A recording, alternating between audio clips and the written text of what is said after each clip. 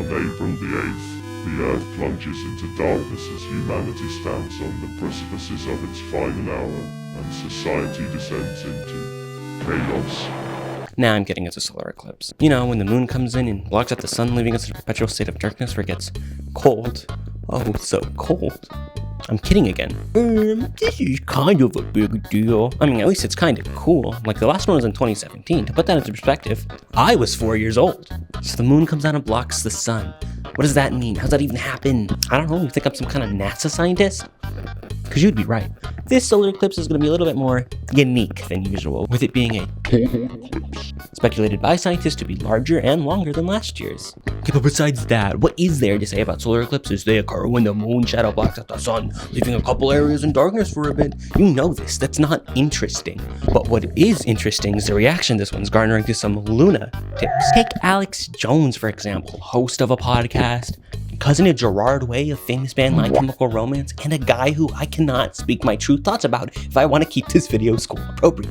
Alex Jones, little Jonesy man over here, thinks the solar eclipse is being used as an excuse to practice martial law, like when the military takes over the government, that kind of martial law. Why does it have to be during the solar eclipse? What's stopping them from doing it right now? Okay. So get this, in 2017, the small town of Carbondale experienced a complete blackout from that year's solar eclipse. This year, for our upcoming solar eclipse, Carbondale will experience a complete blackout. The probability of this is low, roughly like 1 in 1,000. This is leading many to believe that the eclipse is either fake, because the government can do that apparently, or some sort of like higher power scheming something on Carbondale specifically. He hates the Carbondalians. But here's the thing with low probability. It still has a chance to happen. Just because it's improbable doesn't mean it's impossible. And don't get me started now how if you line up last year's solar eclipse path with this year's solar eclipse path, you get an X on Carbondale. Because it can only mean one thing. Space pirates. That's not the end of it. Remember the little opener at the beginning where I was framing it like it was the end of the world? Yeah, no, people actually believe that. Like, so many people across TikTok, Facebook, any social media that allows dumb people, so any social media, are convinced of this being some kind of doomsday. And I think it's just so emblematic of the internet and like greater society. It's like there's always got to be something to be scared of. They always try to fearmonger us as some kind of desperate means for attention. And all I gotta say is, yes, all of it's true, 100% we are going to die. But there you have it. Me briefly discussing nut jobs on the internet, and you, the viewer, learning nothing of value. That's the video. I hope you're happy with whatever time you wasted, because I am. Solar eclipses are neat.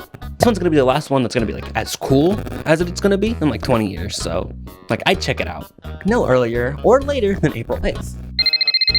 Hello? What? What do you mean it's been delayed?